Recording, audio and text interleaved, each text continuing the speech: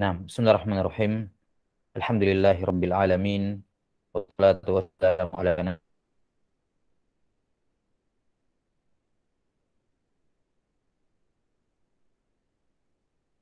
Muhammadin abduhu wa rasuluh amma ba'd. Nuwasil fi syarah kitab Safinatin Najah li Syekh Salim ibn Abdullah bin Sumair al-Hadrami rahimahullah yang wafat tahun 1270 Hijriah.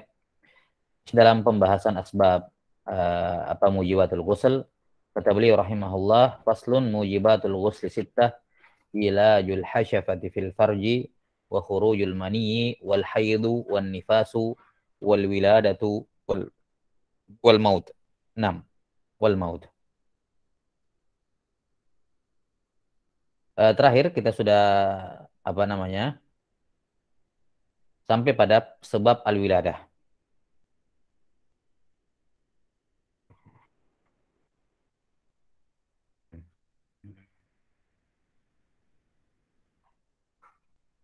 Kita sudah sebutkan bahwa al-wiladah, melahirkan, ya, ini merupakan sebab wajib mandi, ya, sebab wajib mandi. Nah, dikarenakan dua sebab. Sebab yang pertama dikarenakan bayi ini adalah mani yang munaqid, ya, mani yang membentuk. Maka sebagaimana keluarnya mani diwajibkan mandi, maka demikian pula keluarnya bayi juga mewajibkan mandi. Jadi dalil yang pertama akan diwajibkannya mandi pada al-wiladah adalah qiyas kepada khurujul mani. Kemudian yang kedua, bahwa al-wiladah ketika seorang melahirkan itu rentan dengan keluar darah nifas. Yani hampir kejadian dimanapun ketika seorang melahirkan pasti keluar darah nifas. Ini kalaupun ada kelahiran yang kering, yakni kelahiran yang tidak diiringi dengan darah nifas setelahnya, maka ini kejadian yang jarang. Tapi normalnya dan kebanyakannya kelahiran itu disertai dengan keluarnya darah nifas. Nah, jadi madonna khuruj damin nifas. Al-wiladah itu merupakan madonna, yakni suatu keadaan di mana itu kebanyakannya selalu keluar darah nifas. Nah, maka tatkala ketika ada seorang perempuan melahirkan dan tanpa ada darah haid sama sekali, maka di sini kata para ulama dijadikan disamakan hukumnya, yakni baik tidak ada darah haid yang keluar disamakan sama seperti ada darah haid yang keluar.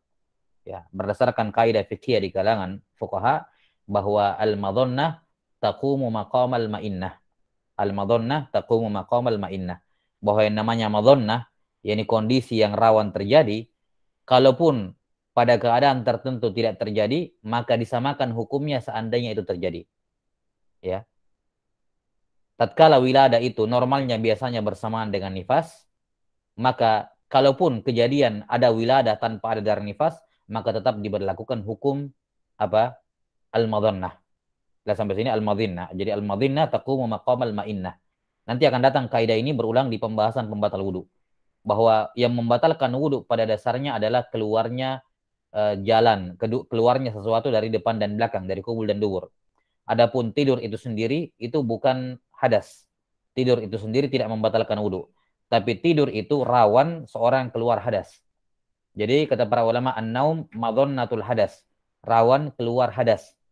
Tatkala rawan keluar hadas, maka semua orang yang tidur dianggap keluar hadas.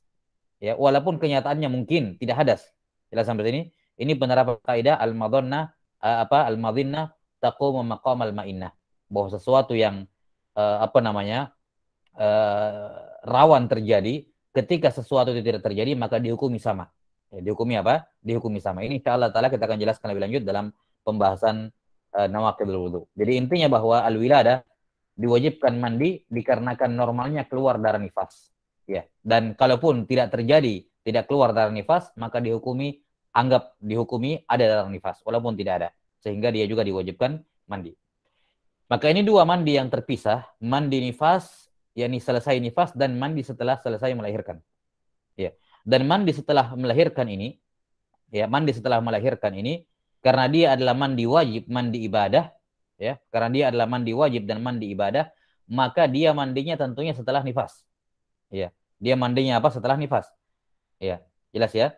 Jadi bukan wallahu a'lam bissawab, mandinya bukan setelah melahirkan tapi setelah nifas. Setelah nifas. Kenapa? Karena kita terangkan nanti dalam pembahasan haid dan nifas dan juga akan datang pada syarat syahnya wudhu dan mandi bahwasanya perempuan haid dan nifas tidak diperbolehkan tatahur biniyatit ta'abbud. Tidak diperbolehkan dia bersuci dengan niat ibadah. Tidak diperbolehkan bagi dia bersuci dengan niat ibadah. Dan tentu saja mandi setelah melahirkan itu tatahur biniyatit ta'abbud. Ya, karena itulah mandi setelah melahirkan itu dilakukan setelah suci dari nifas. 6. Atau dia mandi bersama dengan mandi dari selesai nifas. Wallahu alam bisawab. Kemudian berikutnya sebab yang terakhir adalah al-maut. Ya, adalah al-maut, kematian. Nah, yang dimaksud tentunya al-maut di sini yakni orang yang memandikan dirinya, bukan dia yang mandi sendiri sebagaimana mandi-mandi yang lain. Ya. Yani al-maut, orang yang meninggal itu wajib untuk dimandikan. Dan sebagaimana yang akan datang nanti dalam pembahasan ahkamul janaiz bahwa memandikan jenazah ini termasuk dari 4 kewajiban orang yang hidup kepada orang yang meninggal. Ya, 4 kewajiban orang yang hidup dari orang yang meninggal, yaitu memandikan. Nah, walaupun akan disebutkan tentunya nanti bahwa ada pengecualian dalam masalah orang yang meninggal di perang, ya, mati syahid. Orang yang mati syahid tidak haram dimandikan. Ya, orang yang mati syahid. Demikian pula misalnya bayi yang keluar dalam keadaan belum berbentuk apa-apa. Masih segumpal daging, belum kelihatan mana kepalanya, mana tangannya, ini juga tidak dimandikan. Ya, adapun secara umum selain daripada asyahid, selain dari orang yang mati syahid dan bayi yang selain dari bayi yang keluar yang keguguran tapi masih berbentuk daging, maka ini juga keguguran semacam ini tidak boleh dimandikan. Selain daripada keduanya, maka wajib untuk dimandikan. Baik, dan saya lupa tadi berkenaan dengan masalah melahirkan. Yang dimaksud mandi setelah melahirkan di sini umum ya. Tidak mesti mengeluarkan dalam bentuk bayi tentunya. Ya, hatta walaupun dia keguguran segumpal daging, ini sudah dianggap wiladah, melahirkan. Atau bahkan kalau dia keguguran dalam bentuk segumpal darah, yang mana dokter mengatakan darah ini yang nanti yang akan menjadi daging kemudian menjadi menjadi bayi. Ya, kalau pakar mengatakan darah yang keluar inilah yang nanti akan jadi bayi, maka dia dianggap wiladah, melahirkan, dan karenanya lah wajib dia mandi. Sudah? Jadi mandi setelah melahirkan, baik yang keluar itu bayi ataukah daging ataukah darah, dengan syarat kalau darah itu yang akan berubah menjadi bayi nantinya. Ya, wallahu taala alam bisawab. Ini selesai pembahasan berkenaan dengan wajib sebab-sebab wajibnya mandi. Tsumma qala rahimahullahu taala faslun furudul ghusli itsnan an-niyatu wa ta'mimul badani bil ma'. Kata beliau rahimahullahu taala fasal fardu mandi ada 2. Sudah disebutkan bahwasanya fardu yang dimaksud di sini adalah rukun. Fardu adalah ar-rukun. Karena dalam bab ibadah, dalam babul ibadah, dalam mazhab Syafi'iyah, al-wajib dengan ar-rukun itu sama. Ya, al-wajib atau al-fard dengan rukun itu sama. Kecuali dalam kitabul hajj, dalam pembahasan haji, dibedakan antara rukun dengan al-wajib. Sebagaimana yang akan datang. Maka makna furudul wudu, yakni, furudul ghusl, yakni apa? Arkanul ghusl. Rukun al-ghusl. Rukun mandi. Taib. Al-ghusl secara lugatan, secara bahasa bermakna sayalanul ma'i ala syai'. Sayalanul ma'i ala syai', mengalirnya air di atas sesuatu. Makanya sudah pernah kita bahas di pembahasan wudu ketika Allah berfirman faghsilu wujuhakum, cucilah wajah kalian, yakni buatlah air itu mengalir di atas wajah kalian. Bukan cuman tangan yang basah direkatkan ke wajah, enggak. Karena al-ghusl secara bahasa bermakna sayalanul ma'i ala syai', mengalirnya air di atas sesuatu. Adapun secara syar'an, secara istilah syariat, Al-ghusl yang dimaksud di sini adalah sayalanul ma'i ala jami'il badani biniyatin makhsusah. Sayalanul ma'i ala jami'il badani biniyatin makhsusah. Mengalirnya air di atas seluruh badan dengan niat tertentu. Mengalirnya air di atas seluruh badan, seluruh tubuh dengan niat tertentu. Nah, ini ghusl, definisi ghusl secara syar'an. Kata beliau rahimahullahu ta'ala, furudul ghusli isnan. Rukun-rukun mandi ada dua. Rukun di sini atau mandi di sini baik mandi yang wajib maupun mandi yang sunnah. Baik ya mandi yang wajib maupun mandi yang sunnah. Kalaupun dia melakukan mandi itu hukumnya mandi sunnah, misalnya mandi Jumat hukumnya sunnah, maka dua hal ini tetap menjadi rukun. Ya, dua hal ini tetap menjadi rukun. Dan ini hal yang saya kira jelas ya. Saya kira hal jelas. Misalnya kalau kita katakan Al-Fatihah itu rukun sholat. Ini sholat wajib dan sholat sunnah. Walaupun sholatnya sholat sunnah, Al-Fatihah tetap rukun. Kan begitu. Maka demikian pula di sini, ketika dikatakan rukun mandi ada dua, maka mandi di sini mencakup mandi wajib maupun mandi sunnah. Yani walaupun mandinya mandi sunnah, dua hal ini tetap menjadi rukun. Yang tanpa keduanya maka mandinya tidak syah. Kata beliau rahimahullah pada rukun yang pertama an-niyah. Ya, niat. 6. Dan datang padanya 7 pembahasan niat yang sudah kita sebutkan sebelumnya. Bahwa niat secara lughatan adalah mutlaqu al-qasdu mutlaqan. Adapun secara istilah adalah qasdu syai'i muqtarinan bi fi'lih. Qasdu syai'i muqtarinan bi fi'lih. Memaksudkan sesuatu yang mana maksud ini muncul dalam hati berbarengan dengan melakukan sesuatu tersebut. Nah, kemudian berkenaan dengan hukumnya, maka niat pada mandi junub hukumnya adalah wajib, yakni rukun. Kemudian mahal tempatnya di dalam hati, namun disunnahkan untuk dibantu dengan lisannya untuk menguatkan apa yang ada dalam hatinya. Kemudian waktu berniat pada mandi junub adalah bersamaan dengan rukun yang pertama. Di mana dalam hal ini rukun yang pertama adalah disebutkan setelahnya ta'mimul badani bil ma, menyiram seluruh tubuh dengan air. Maka niat pada mandi junub itu dimunculkan dalam hati bersamaan dengan air menyentuh bagian tubuh manapun. Terserah dia memulai dari mana. Karena akan diterangkan bahwasanya berbeda halnya pada wudu. Kalau wudu dipersyaratkan tertib, pada mandi junub tidak ada tertib. Maka kalau dia mulai menyiram dari kepalanya, ketika air pertama kali mengenai kepalanya, maka dia munculkan niat di situ. Kalau dia misalnya mandi junub kedinginan, dia mulai dari bagian bawah tubuhnya, dia mulai mandi junub dari menyiram kaki. Ketika dia menyiram kaki dan dia menginginkan dengannya mandi junub, maka ketika air pertama kali menyentuh kakinya, dia niatkan mandi junub di situ. Atau dia menyiram bagian tubuh yang lain, intinya adalah ketika dia sudah akan melakukan mandi junub, maka dimanapun, bagian tubuh manapun air pertama kali mengenai tubuhnya, maka di situ dia meniatkan mandi junub. Di situ dia meniatkan mandi junub. Nah, dan tentunya seorang yang mandi tanpa niat mandi junub, maka tidak syah mandinya, sebagaimana yang wadih.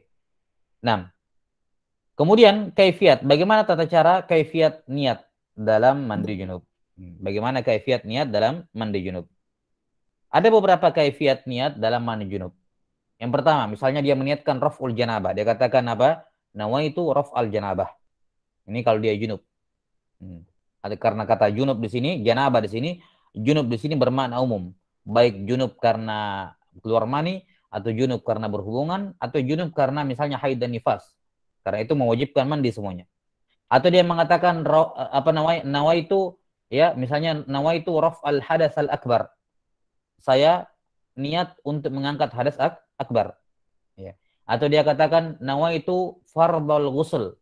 Saya meniatkan mandi yang wajib, fardhal ghusl.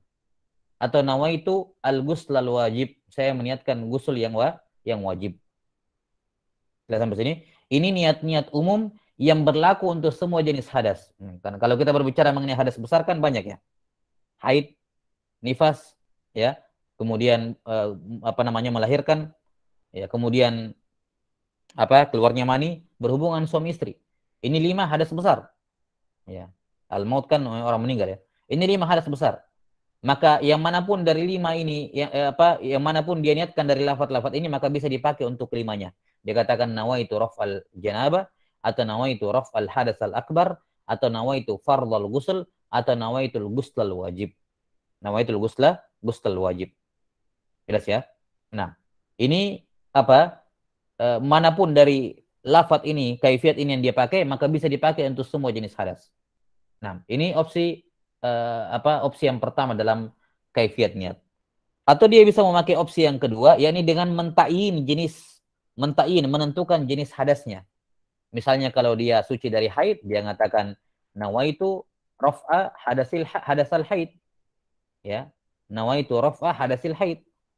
Saya niat mengangkat hadas haid. Atau kalau dia mandi nifas, dia ta'in nawaitu raf'a hadasin nifas. Misalnya. Jelas ya? Atau kalau misalnya dia junub, ya keluar mani dan seterusnya, maka dia ta'in. Dia apa? Dia ta'in. Jelas? Nah, jadi kaifiat niat bisa dua cara. Yang pertama dia menyebutkan kaifiat niat yang bisa dipakai untuk semua bentuk hadas. Dia katakan nawaitu raf'al janabah atau nawaitu raf'al hadasil akbar, raf'al hadasil akbar, atau nawaitu fardhal ghusl, atau nawaitu al ghuslal wajib. Jelas ya? Nah, ataukah dia mentain jenis hadasnya apa? Kalau ini mandi haid berarti niat mengangkat hadas haid. Kalau nifas niat mengangkat hadas nifas. Kalau mani ya berhubungan suami istri niat mengangkat hadas junub misalnya. Jelas? Nah, ini berkenaan dengan kaifiat niat. Kemudian syarat-syarat niat sudah berlalu disebutkan. Syarat-syarat niat, kemudian maksudun hasan ya. Haqiqatun hukmun mahallun wa zaman, kaifiyatun syartun wa maksudun hasan. Nah, maka ini diulang-ulangi pembahasan seputar niat dalam masalah ini. Baik. Karena itulah kata para ulama, kalau dia meniatkan misalnya nawaitul ghusl, ini tidak syah. Sekedar dia katakan nawaitul ghusl, ini tidak syah. Kenapa? Karena sudah berlalu dalam pembahasan maksud niat, bahwa di antara maksud niat adalah untuk membedakan mana ibadah, mana adat. Sementara kalau dikatakan nawaitul ghusl, saya niat mandi, mandi ini umum, bisa mandi ibadah, bisa mandi adat, maka tidak syah kalau seorang mengatakan nawaitul ghusl, tidak syah. Kalau dikatakan nawaitu ghusl janabah, nah syah. Sudah sampai sini. Tapi kalau dikatakan nawaitu al-ghusl, tidak syah. Atau misalnya dikatakan nawaitu at-taharah, saya niat bersuci, ini juga tidak syah. Ini juga tidak syah. Jelas? Nah, wallahu a'lam bissawab.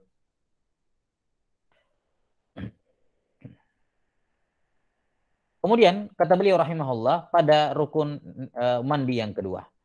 Ta'mimul badani bil ma.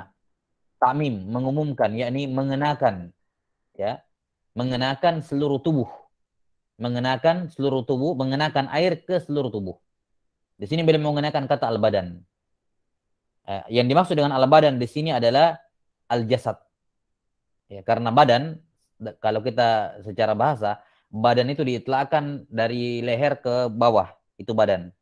Beda dengan roksun. Roksun asalnya tidak masuk dalam penamaan badan. Kalau dikatakan roksun dan badan semuanya. Jelas ya? Nah, tapi kalau dikatakan jasad, jasad dari kepala sampai kaki, itu jasad. Nah, di sini beliau rahimahullah ta'ala menggunakan kata badan, dan yang beliau maksudkan adalah al-jasad, seluruh tubuh. Karena kepala juga wajib dicuci dalam mandi junub. Sementara secara bahasa, kepala tidak masuk dalam itlak penggunaan kata badan. Jelas? Maka di sini ketika beliau mengatakan ta'mimul badan, maka maksud badan di sini adalah al-jasad, yakni seluruh tubuh. Ya, mengenakan seluruh tubuh, mengenakan air pada seluruh tubuh. Nah, maka ini rukun mandi junub yang kedua, yakni mengalirkan air. Ya, bukan cuman mengambil lap basah kemudian kain basah dilap-lap misalnya ke tubuh, enggak. Tapi dibuat air mengalir ke seluruh tubuh. Ya, ke seluruh tubuh. Seluruh lekukan dalam tubuh, semua persendian tubuh, ya. Kemudian rambut yang tumbuh di tubuh, maka wajib dicuci luar dan dalamnya tanpa pengecualian. Wajib dicuci semua rambut yang tumbuh di tubuh dari ujung sampai ujung, ya, kepala sampai kaki, semuanya wajib dicuci luar dan dalamnya. Luar dan dalamnya. Nah, kalau ada yang bertanya mengapa dibedakan hukumnya dengan wudhu? Kalau wudhu kemarin Oke, semua rambut di wajah, ya di apa namanya tubuh, semua wajib dicuci luar dan dalamnya. Kecuali di wajah ada rincian. Di wajah ada rincian yang kita sudah sebutkan.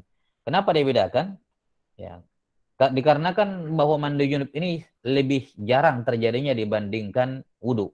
Wudu setidaknya sehari berulang 5 kali, bahkan lebih. Maka suatu masyakkah kalau janggut lebat, kemudian aridan lebat, kemudian disuruh untuk mencuci sampai ke dalam-dalamnya, itu masyakkah. Nah, namun tatkala mandi junub itu kejadiannya tidak lebih sering dibandingkan wudu, ya jarang terjadi kalau mau dibandingkan wudu ya. Mungkin paling banter misalnya sekali sehari doang atau 2 kali sekali dalam 2 hari, maka tidak diberikan keringanan.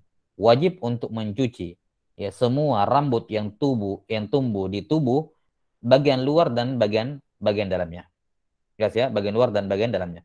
Dan kalau ada seorang yang belum dikhitan dalam keadaan dia sudah balik, maka dia wajib mengenakan air di hasyafahnya, yakni bagian dalam dari kulit yang seharusnya dipotong.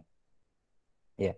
Ada orang dewasa belum dikhitan, ya, belum disunat, kemudian dia mandi junub, maka tidak syah mandi junubnya kecuali dia memasukkan air ke bagian dalam dari kulit yang seharusnya dipotong. Kenapa? Karena kulit itu sudah tidak diizinkan ada di situ. Ya, tidak diizinkan ada di situ, sehingga bagian dalam, ya namanya apa namanya al-aklaf, ya al-aklaf itu bagian dalam dari kulit yang dipotong ketika disunat. Nah, bagian dalam al-aklaf itu seharusnya sudah menjadi bagian luar, tapi gara-gara kulit ini masih ada, dia jadi dalam. Nah, kata para ulama, kulit ini tidak diizinkan ada di sini, dia wajib untuk khitan. Khitan itu wajib bagi laki-laki dan perempuan, kan begitu. Nah, maka tatkala dia tidak khitan, kulit ini dianggap seharusnya tidak ada. Maka wajib untuk memasukkan air ke bagian dalam dari kulit yang seharusnya tidak ada.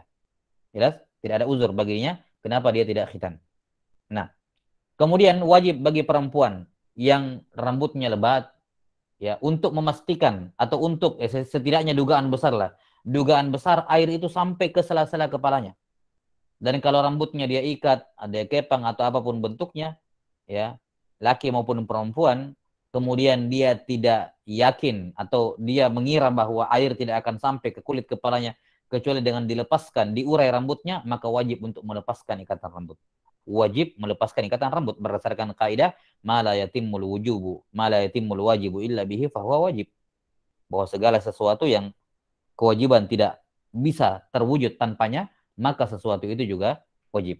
Ya, maka perempuan yang mengikat rambutnya, mengepang rambutnya dan seterusnya, kalau dia yakin ya bahwasanya air tidak sampai ke kepalanya ataukah ke bagian rambutnya gara-gara dikepang karena terikat-ikat sehingga bagian dalam rambutnya tidak kena air, maka dia wajib untuk mengurai rambutnya. Dia wajib untuk mengurai rambutnya. Nah, kemudian disebutkan oleh para ulama bahwa bagian dalam hidung dan bagian dalam mulut ini dianggap sebagai bagian batin, ya. Bagian batin dari tubuh, bagian dalam tubuh. Karena itulah tidak wajib untuk dicuci, baik pada mandi junub maupun pada wudhu. Sudah kita sebutkan bahwa kumur-kumur dan menghirup air ke hidung pada wudhu hukumnya sunnah, maka demikian pula pada apa? Pada mandi junub. Hukumnya juga sunnah, tidak wajib ya untuk berkumur-kumur dan menghirup air ke hidung. Kenapa? Karena bagian dalam hidung dan bagian dalam mulut itu dianggap batin al-badan, bagian dalam tubuh. Sementara yang wajib disiram pada mandi junub hanyalah bagian luar tubuh.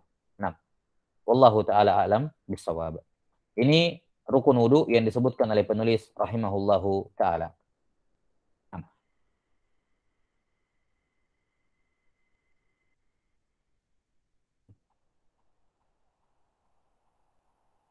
Kemudian selesai pembahasan berkenaan dengan arkanul wudu.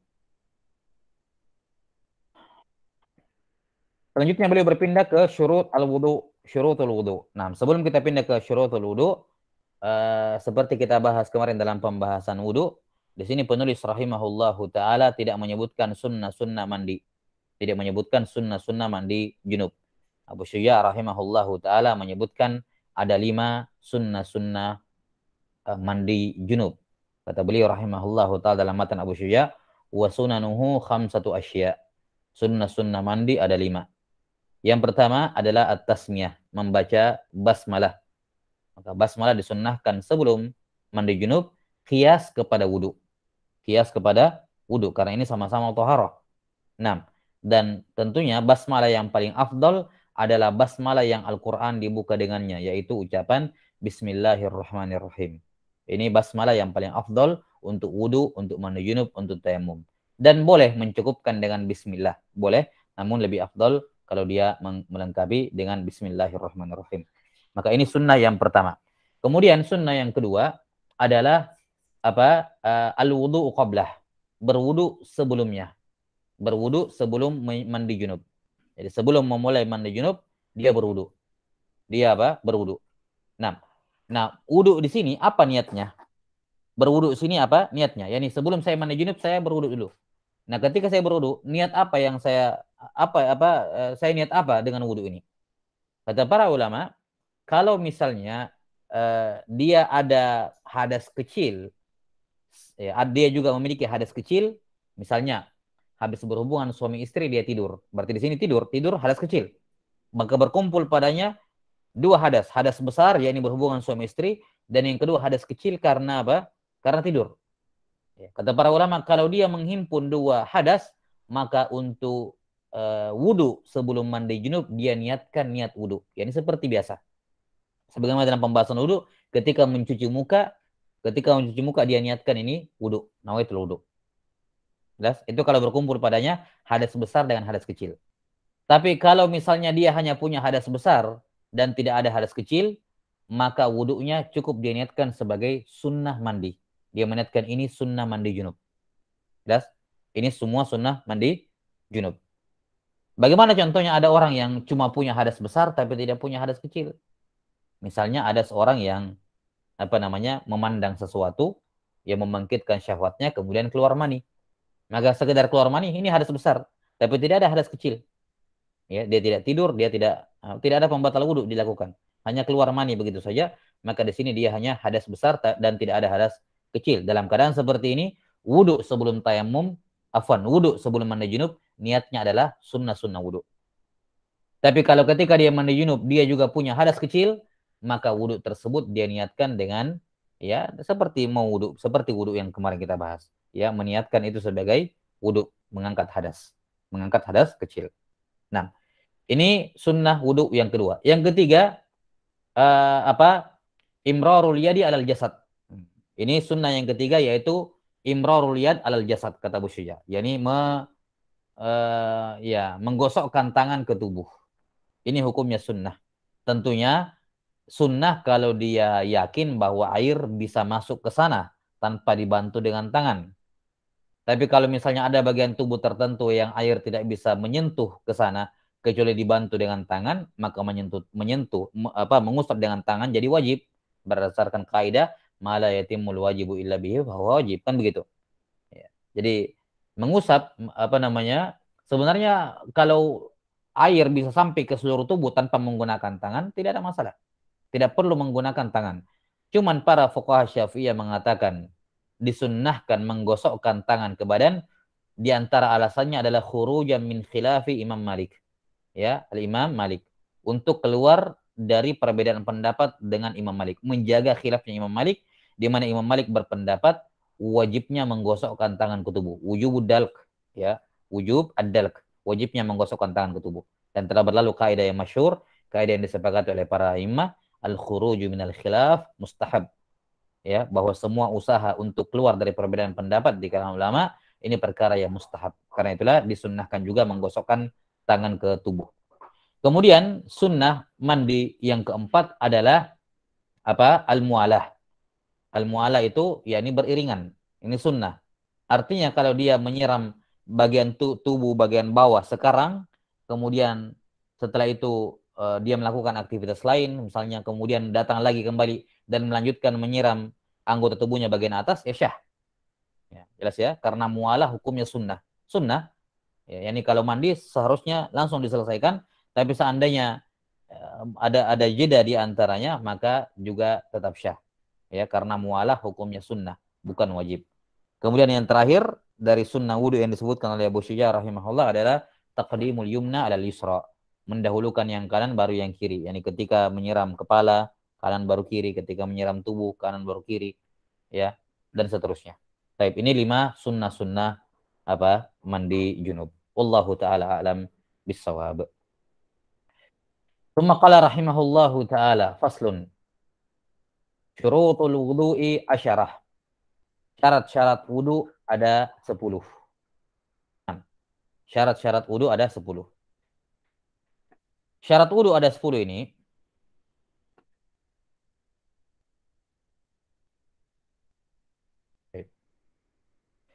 yang dimaksud dengan syarat wudu di sini yakni hal-hal yang harus terwujud, ya. Hal-hal yang harus terwujud, ya, untuk keabsahan wudu, yang mana kewajiban ini, hal-hal ini wajib dipenuhi sebelum seorang berwudu. Harus diperhatikan dengan sebaik-baiknya sebelum seorang berwudu. Ini yang dimaksud dengan syurut al-wudu. Jadi rukun wudu sudah dipelajari, sekarang syarat wudu. Nah, di sini penulis rahimahullahu taala menempatkan pembahasan ini setelah mandi junub sebagai isyarat bahwa syarat wudu ini juga merupakan syarat mandi junub. 10 syarat yang disebutkan di sini sebagai syarat wudu, ya, ini juga merupakan syarat mandi junub. Jadi selayaknya seandainya penulis rahimahullahu taala mengatakan syurutul wudu'i wal ghusl asyarah, itu lebih bagus. Itu lebih aula, lebih utama. Ya, syarat wudu dan mandi itu ada 10. Jelas? Jadi 10 perkara ini bukan hanya syarat untuk wudu saja, tapi juga syarat untuk mandi. Syarat untuk mandi ibadah. Nah, kata beliau rahimahullahu taala pada syarat yang pertama adalah al-Islam. Ya, al-Islam. Syarat yang pertama adalah Islam. Maka orang kafir tidak syah mandinya. Maka orang kafir tidak syah mandinya. Jelas sampai sini? Orang kafir tidak syah mandinya. Nah, karena itulah orang yang akan masuk Islam, ada orang datang, orang Kristen misalnya mau masuk Islam, maka mandinya itu setelah mengucapkan 2 kalimat syahadat, bukan sebelumnya. Ya. Mandinya dia adalah dia mengucapkan 2 kalimat syahadat dulu baru pergi mandi. Bukan pergi mandi dulu baru mengucapkan 2 kalimat syahadat. Sudah sampai sini? Kenapa? Karena syarat syahnya mandi dan syarat syahnya wudu adalah Islam. Sementara orang kafir tidak syah mandinya, tidak syah wudunya. Nah, sekarang kalau ada orang kafir baru mau masuk Islam, kemudian disuruh mandi, ini mandi apaan? Ya, dia mandi dalam keadaan kafir, belum masuk Islam, tidak syah mandinya. Dan juga sudah berlalu bahwasanya untuk mandi, bahkan walaupun mandi sunnah, termasuk rukunnya adalah niat. Termasuk rukunnya adalah niat. Dan sudah disebutkan juga dalam syarat syahnya niat. Ya, ingat 7 pembahasan seputar niat. Syarat syahnya niat yang pertama adalah Islam. Yani orang kafir tidak syah niatnya. Maka bagaimana bisa syah mandinya? Kan begitu. Sementara niatnya tidak syah. Nah, maka syarat yang pertama dari syarat syahnya wudu atau mandi adalah al-Islam. Harus Islam dulu, baru boleh mandi. Baru boleh mandi atau... Nah, kemudian para ulama mengecualikan beberapa pengecualian di sini. Di antaranya misalnya, kalau ada seorang laki-laki menikah dengan kitabiyah, menikah dengan perempuan ahli kitab. Ini pun ada persyaratan di kalangan fuqaha Syafi'iyah mengenai perempuan ahli kitab mana yang dimaksud. Bukan sembarangan yang penting agamanya Kristen berarti selesai masalah. Enggak. Ada rincian di kalangan para fuqaha Syafi'iyah dalam masalah ini. Tapi intinya anggaplah seorang muslim, laki-laki, menikah dengan perempuan ahli kitab. Nah, kemudian ahli kitab ini haid. Ya, haid. Setelah haid, ya, maka suaminya tidak boleh berhubungan dengannya, dengan istrinya yang ahli kitab ini, kecuali setelah mandi. Maka di sini kata para ulama, mandinya perempuan kafir agar suaminya bisa berhubungan dengannya, ini disyahkan min babil darurah. Disyahkan min bab apa? Ad-darurah. Ad-darurat, ya, tubihu al-mahdurat. Ya, bahwa yang namanya darurat itu membolehkan hal-hal yang dilarang. Maka kata para ulama bahwa mandinya seorang perempuan kafirah agar suaminya bisa berhubungan dengannya, yakni suaminya muslim, ini dihukumi syah daruratan. Ya, min bab ad-darurah. Baik. Kemudian syarat syahnya mandi yang kedua atau syarat syahnya wudu yang kedua. Nah, sebelumnya butuh diingatkan tentunya bahwasanya mandinya perempuan kafir tadi itu itu hanya sekedar agar membolehkan suaminya berhubungan dengannya, tidak mengangkat hadasnya. Karena itulah seandainya dia masuk Islam, ya wajib untuk mengulangi mandi. Wajib bagi dia untuk mandi. Jelas? Karena itu hanya darurat saja. Dibolehkan mimbab ad-darurah. Kemudian yang kedua, syarat yang kedua adalah tamyiz. Yang dimaksud dengan tamyiz dalam syarat wudu ataupun syarat mandi junub di sini adalah al-aqal. Adalah al-aqal. Maka tidak syah mandi junubnya atau wudunya anak kecil yang belum mumayyiz karena dia belum berakal. Sebagaimana tidak syahnya wudu dan mandi junubnya al-majnun, orang yang gila. 6. Taib. Kemudian mereka mengecualikan satu pembahasan di sini. Ini juga disyahkan mimbab darurat, yaitu apa namanya, anak kecil. Anak kecil ketika dia mengikuti manasik haji dihajikan oleh orang tuanya, yakni orang tuanya melakukan manasik haji sambil menggendong dia juga, misalnya menggendong dia juga, atau dia masih kecil sudah bisa jalan tapi belum mumayyiz, ya, maka di sini anak kecil ini diwudukkan supaya bisa tawaf, karena syarat syahnya tawaf adalah bersuci. Jelas ya, syarat syahnya tawaf adalah bersuci, sebagaimana akan datang dalam pembahasan haji. Nah, maka anak kecil ini ketika dia mau tawaf, maka orang tuanya mewudukkan untuknya dan dihukum syah mimbab darurah. Dihukum syah mimbab ad-darurah. Tidak bisa dikatakan wah anak kecil ngapain pergi tawaf, orang wuduknya tidak syah, ya, dia belum mumayyiz. Kita katakan iya, itu kaidah asalnya. Tapi di sini ada pengecualian, mimbab daruratan, para ulama mengecualikan wuduknya anak kecil yang belum mumayyiz ketika dia wudu atau diwudukkan, ya, atau dia wudu sendiri misalnya disuruh ngikutin untuk tawaf, maka dihukumi syah. Dihukumi apa? Syah wudunya. Dan ini pengecualian dari kaidah asal. Tapi kemudian syarat yang ketiga adalah an-naqa anil haid wan nifas. Suci dari haid dan nifas. Ini yang saya katakan tadi. Ya. Suci dari haid dan nifas. Perempuan haid dan nifas itu dilarang untuk melakukan toharoh dengan niat ta'abbud. Akan datang nanti di pembahasan hal-hal yang diharamkan bagi perempuan haid dan nifas. Apa-apa saja larangan, hal-hal yang tidak boleh dilakukan oleh haid dan nifas. Di antaranya adalah tidak boleh melakukan toharoh yang sifatnya dengan niat ibadah. Ya, dengan niat apa? Dengan niat ibadah. Nah, karena itulah haid tidak boleh bagi dia untuk mandi junub. Misalnya dia haid, ketika haid mimpi basah. Ya. Haid, di tengah-tengah haid dia mimpi basah. Apa hukumnya dia mandi untuk mimpi basah? Tidak syah. Kenapa? Dia sedang haid. Perempuan haid tidak syah dia melakukan tatahur, tohara untuk niat ibadah. Perempuan nifas, misalnya nifas, dia mau pegang Quran, kemudian dia berwudu, tidak syah.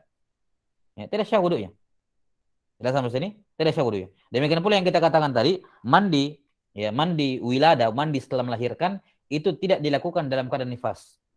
Ya, kenapa? Karena mandi setelah melahirkan itu mandi ibadah, mandi tatahur biniyati ta'abbud, maka tidak boleh dilakukan oleh perempuan haid dan nifas. Ya. Tidak boleh dilakukan perempuan haid dan nifas. Maka mandi setelah melahirkan dia lakukan setelah dia suci dari nifas. Jadi dia mandi nifas dulu misalnya, setelah itu mandi lagi untuk mandi setelah melahirkan. Mandi setelah melahirkan. Jelas ya? Jadi bukan dilakukan setelah melahirkan. Langsung setelah melahirkan misalnya, langsung kemudian dia mandi, tidak. Nah, taib. Sudah ya? Nanti akan disebutkan pengecualian dalam masalah ini, ya, disebutkan pengecualian dalam masalah ini. Yani ada bentuk mandi tertentu yang diperbolehkan bagi wanita haid dan nifas. Insyaallah taala dibahas dalam hukum-hukum haid dan nifas. Tapi asalnya adalah perempuan haid dan nifas tidak boleh melakukan taharah, tidak boleh melakukan wudu dan mandi dengan niat ibadah. Ini syarat syahnya wudu dan mandi yang ketiga. Yang keempat, wa amma yamna'u wusulul ma'i ilal basyarah. Nah, takdirnya wan naqa amma gitu ya. Juga harus bersih. Selain bersih dari haid dan nifas, juga harus bersih dari semua hal yang mencegah sampainya air ke kulit. Basyarah yang dimaksud di sini adalah kulit terluar. Ya, yang dimaksud dengan basyarah di sini adalah kulit yang terluar. Ya. Maka seperti yang sudah kita bahas dalam pembahasan wudu dan mandi junub, ya, tidak boleh ada Tidak boleh ada sesuatu yang menghalangi air sampai ke kulit. Ya, tidak boleh ada sedikit pun, ya, zat yang menghalangi air sampai ke kulit. Nah, dengan rincian yang sudah kita sebutkan, masalah tato misalnya, masalah cat kuku, masalah henna dan semacamnya, masalah henna yang di apa perempuan misalnya lukiskan di tangannya, ini juga sama hukumnya. Kalau dia menyerap ke dalam kulit, ya di bawah lapisan kulit, maka syah wudunya. Tapi kalau hennanya misalnya membentuk di atas lapisan kulit, maka tidak syah. Ya, ini melanggar persyaratan. Jadi syarat syahnya wudu dan apa namanya mandi adalah bersihnya tubuh dari segala zat yang bisa menghalangi sampainya air ke apa namanya ke tubuh. Nah, selanjutnya yang kelima, wa alla yakuna 'alal udwi ma yughayyirul ma. Ini perhatikan penting di sini.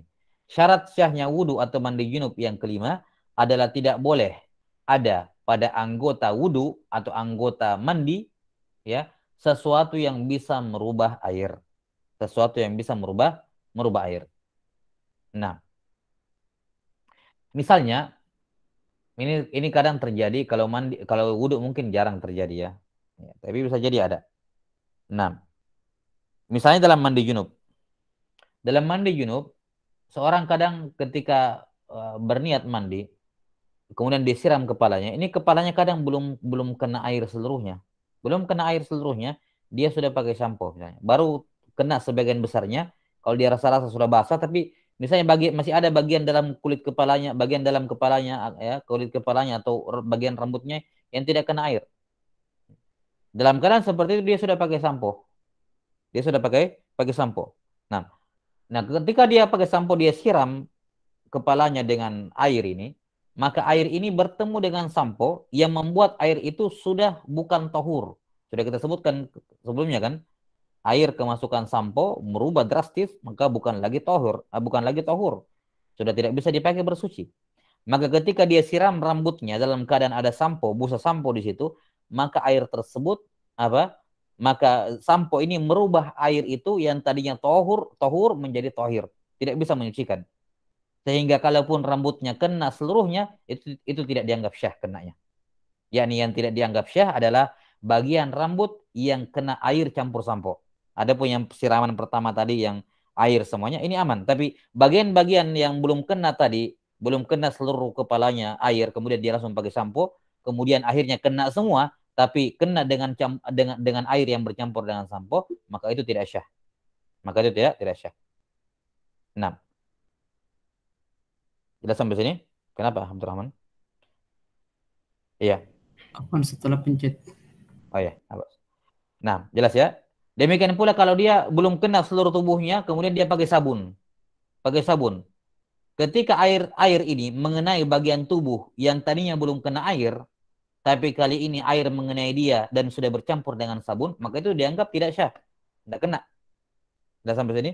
Karena itulah yang paling aman dalam mandi junub, semisal dengan yang tayamum adalah, semisal dengan junub, dengan wudu afwan, adalah kenakan dulu air seluruhnya. Kenakan dulu air seluruhnya, setelah kena seluruhnya, baru pakai sampo, baru pakai sabun, biar aman. Ya. Kecuali kalau dia melakukan pekerjaan 2 kali kayak tadi. Sudah kena seluruhnya, tapi karena airnya campur dengan sampo ya, dia harus siram lagi pakai air bersih sampai kena seluruhnya. Jelas?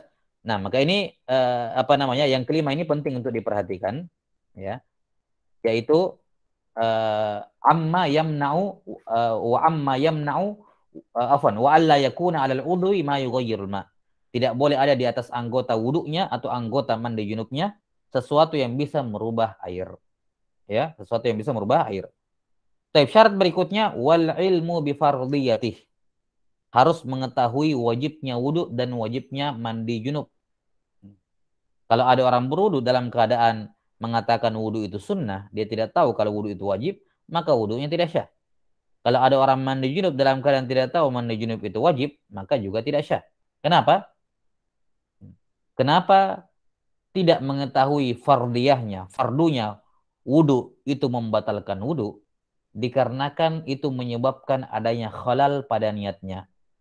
Ya kan? Ada khalal pada niatnya. Kita sudah sebutkan di awal bahwa ketika seorang berniat, harus ada tasawur, gambaran umum di benaknya mengenai amalan yang dia akan lakukan.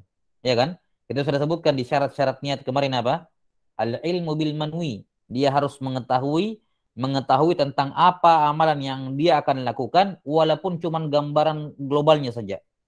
Nah, sekarang ketika dia berwudu dalam keadaan dia tidak tahu hukumnya apa, ini mencacati apa? Mencacati niatnya, tidak terpenuhi syarat sah niat. Tidak memenuhi syarat sah niat, yaitu al-ilmu bil manwi. Dia tidak mengetahui mengenai wudu yang akan dilakukan bahwa dia wajib. Maka ini membuat wudunya tidak syah. Demikian pula mandi junubnya. Nah, kemudian berikutnya wa alla ya'taqida fardhan min furudihi sunnah. Dia tidak boleh meyakini fardu tertentu dari fardu wudu atau fardu tertentu dari fardu mandi junub dihukumi sunnah. Baik. Untuk poin ini saya skip ke pembahasan berikutnya, ke pertemuan berikutnya karena ini butuh rincian di sini. Saya skip di sini. Berikutnya kita lanjut dulu wal ma'u tahur. Ya. 6. Kemudian yang ke berapa? Yang ke-8 adalah al ma'u tahur. Air tahur. Ini sudah disebutkan kemarin ya. At-tahur adalah al ma'ul mutlaq. Yang dimaksud dengan air at-tahur adalah al ma'ul mutlaq. Apa itu air mutlak? Yakni air yang ya Allah Subhanahu wa taala ciptakan pada dasarnya seperti itu dan belum mengalami perubahan. Ma nazala minas sama'i au naba'a minal ardi ya. 6. Segala air, semua jenis air yang turun dari langit atau yang keluar dari apa? Keluar dari bumi. Ya. Dan belum mengalami perubahan fi asli khilqatihi, pada asal penciptaannya. Di mana air mutlak asalnya ada 7. Asalnya ada 7 yang disebutkan oleh Abu Syuja rahimahullah di awal matan Abu Syuja. Kata beliau rahimahullahu taala ya apa? Walladzi taib al-miyahul lati yajuzu tathiru biha sab'umiyah. Bahwa air yang syah dipakai berwudu itu ada apa dipakai bersuci ada 7. Ma'us sama'i wa ma'ul bahri wa ma'un nahri wa ma'ul bi'ri wa ma'ul aini wa ma'us salji wa ma'ul barad. 6. Air langit dari langit, air hujan, kemudian air apa laut, kemudian air sungai, kemudian air mata air, kemudian air sumur dulu baru mata air, kemudian salju dan al-barad. Salju dengan al-barad. Barad itu kebalikannya salju. Kalau salju kan di atas mencair dalam bentuk air, kemudian sampai ke mendekat ke tanah, berubah jadi benda padat. Itu salju. Kalau al-barad kebalikannya. Jatuhnya dalam keadaan padat, kemudian sampai ke bawah dalam keadaan cair. Itu al-barad. Nah, ini 7 jenis air tahur yang syah dipakai bersuci. Ya, kalaupun ada yang masuk ke dalamnya, ya, kalaupun ada sesuatu yang masuk ke dalamnya, sudah disebutkan rinciannya. Kalau yang masuk ke dalamnya itu najis, ya, dan dia kurang dari 2 kula, ya taib, najis. Tapi kalau lebih dari 2 kula atau lebih, maka kita lihat apakah najis ini merubah atau tidak. Kalau yang masuk kepadanya adalah benda suci, yang masuk kepada air mutlak yang 7 ini, masuk kepadanya benda suci, ya, kita lihat apakah masuknya benda suci ini mujawir atau mukhalid. Kalau mujawir aman, kalau mukhalid dilihat lagi apakah berubah sifatnya atau tidak. Kemudian ada 3 pengecualian yang sudah kita sebutkan. Jelas? Jadi al-ma'u tahur asalnya adalah 7 air yang disebutkan oleh para ulama, 7 air. Ya, 7 air inilah yang kemudian kapan kemasukan benda lain ke dalam air, maka berlakulah hukum yang sudah kita terangkan sebelumnya. Ya, berkenaan dengan hukum air ketika kemasukan benda dari luar, apakah dia suci atau najis. Taib. Kemudian kata beliau rahimahullahu taala wa dukhulul waqti wal muwalatu lidaimil hadas. Ya. Kata beliau syarat yang ke-9 yang ke-10 adalah dukhulul waqt, masuknya waktu. Dan mualah, mualah artinya beriringan. Habis ini langsung itu, tidak boleh ada jeda di antara keduanya. Ya, tidak boleh ada jeda di antara keduanya. Itu al-mualah. Ya. Untuk siapa? Lidaimil hadas. Bagi orang yang hadasnya terus-terusan, dawam. Syarat yang ke-9 dan syarat yang ke-10, yang terakhir 2 yang terakhir ini, dukhulul waqti dan mualah, 2 syarat ini hanya berlaku untuk daimil hadas. Adapun orang yang salim, orang yang normal, bukan orang yang bermasalah, bukan orang yang berpenyakit, maka tidak berlaku 2 syarat ini. Misalnya masuknya waktu. Yani orang yang dalam keadaan normal bisa berwudu sebelum waktu. Boleh, belum masuk waktu duhur, dia wudu untuk duhur, boleh, tidak ada masalah. Kenapa? Dia normal, salim. Mualah, artinya antara wudhu dengan sholatnya panjang. Misalnya wudhunya Wudunya sekarang, sholatnya setengah jam lagi. Boleh. Wudunya sekarang terus pergi makan, pergi ini, kemudian baru sholat. Boleh. Bagi orang normal. Karena orang normal, mualah itu bukan syarat. Ya. Mualah, yakni beriringan antara sholat, antara tohara dengan sholatnya, itu tidak diwajibkan. Tapi bagi daimul hadas, orang yang hadasnya terus-terusan, dua hal ini wajib bagi mereka. Dua hal ini wajib bagi mereka. Sebelumnya, siapa itu daimul hadas? Ya, orang yang hadasnya keluar terus. Ya. Tidak berhenti. Tidak ada waktu di mana dia itu tidak berhadas. Kalaupun ada jedanya tidak berhadas, sedikit sekali. Tidak cukup untuk waktu mengerjakan sholat. Tidak cukup untuk apa? Waktu mengerjakan sholat di antaranya. Contoh yang biasa disebutkan oleh para ulama, misalnya salasil baul atau salah surih, ya. Nah, ya ini orang yang kencing terus terus-menerus, los gitu, ya kan? Atau salah surih, orang yang kentut terus-terus. Ataukah istihadah, istihadah keluar darah terus-menerus. Kalau darahnya ditunggu berhenti, tidak sholat, sampai keluar waktu, ya. Kalau misalnya kentutnya disuruh ditunggu berhenti baru sholat, tidak bisa sholat karena kentut terus. Kalau kencingnya ditunggu berhenti, maka tidak sholat karena keluar terus kencingnya. Nah, untuk daimul hadas ini, orang yang punya penyakit semacam ini, bukan orang yang sehat, yang hadasnya terus-menerus, ya, yakni selain dari 8 syarat yang di atas tadi, ini 2 syarat merupakan syarat tambahan bagi mereka. Jadi ucapan ucapan Syekh Salim rahimahullahu taala di sini bahwa syarat sahnya wudu ada 10, yakni kalau orang normal hanya 8. Ya. Adapun 2 yang terakhir untuk daimul hadas 10. Jadi 10 ini berlaku diwajibkan kalau dia daimul hadas. Adapun kalau dia orang normal maka hanya dipersyaratkan 8. 2 yang terakhir enggak dipersyaratkan baginya. Jelas? Nah, bagi mustahadah, perempuan yang istihadah, demikian pula orang yang salasil baul atau salasil rih, yang kentut dan kencing terus-menerus, maka ada 2 syarat tambahan bagi mereka. Yang pertama, dukhulul waqt. Maka tidak syah mereka wudu dan tidak syah mereka mandi junub, bahkan tidak syah mereka tayamum akan datang nanti sebelum masuk waktu. Kenapa? Karena wudu bagi orang yang salasil baul itu mimbab darurat. Kalau mau kita katakan sekedar formalitas. Untuk apa dia wudu? Orang kencing terus, kentut terus, kan begitu. Tapi Allah memerintahkan. Nabi SAW memerintahkan bersuci sebelum sholat. Jelas sampai sini? Nah, kalau hadasnya ditunggu berhenti, tidak sholat-sholat, maka mimbab daruratan wudhu mereka dihukum syah. Yani wudhu mereka dihukum syah darurat. Karena mereka harus sholat. Jelas sampai sini? Dan suatu kaidah yang masyhur di kalangan para ulama, ad-darurah tuqaddaru biqadariha. Ad-darurah tuqaddaru biqadariha. Bahwa yang namanya darurat itu dilakukan sesuai dengan kebutuhan. Tatkala berwudu bagi orang yang daimul hadas itu adalah darurat, dan sholat bagi daimul hadas nanti hanya wajib kalau sudah masuk waktu, maka wudu pun diwajibkan setelah masuk waktu. Dipersyaratkan nanti setelah masuk waktu. Jadi kalau ada orang mustahadah, sebelum zuhur dia sudah berwudu, maka setelah azan zuhur dia wajib wudu lagi. Wudu yang tadi tidak syah. Kenapa? Karena dia berwudu sebelum masuk waktu, yakni belum darurat. Karena sholat hanya menjadi darurat bagi daimul hadas ketika masuk waktu. Lihat sampai sini, perhatikan. Sholat hanya menjadi darurat bagi daimul hadas ketika masuk waktu. Jelas? Maka demikian pula wudu hanya dibolehkan ketika masuk waktu. Ya. 6. Kemudian demikian pula mualah. Nah, mualah juga sama. Mualah ini disuruh beriringan. Artinya apa? Karena kamu ini hadasmu keluar terus. Ini sekarang wudu hanya mimbab darurat saja. Baik, maka setelah kamu wudu langsung sholat. Jangan ada jeda di antaranya. Kenapa? Karena kalau kamu habis wudu terus kamu duduk-duduk dulu, makan dulu, terus sambil keluar terus dibawa, kamu melanggar uzur. Kamu itu hanya dikasih keringanan untuk boleh berwudu kemudian sholat, ya, hanya mimbab darurat. Maka jangan diperluas kadar daruratnya. Sekarang kamu sudah wajib sholat, sudah masuk waktu. Taib, wudu sekarang, habis wudu langsung sholat, tidak boleh kerjakan yang lain. Kenapa? Mepet. Ini darurat ini hanya terbatas untuk kamu harus sholat. Maka kamu wudu dan kamu sholat. Setelah itu selesai. Itu saja. Kapan kamu wudu kemudian kamu melakukan yang lain setelah itu sholat, maka batal. Jelas? Tidak syah wudunya. Kenapa?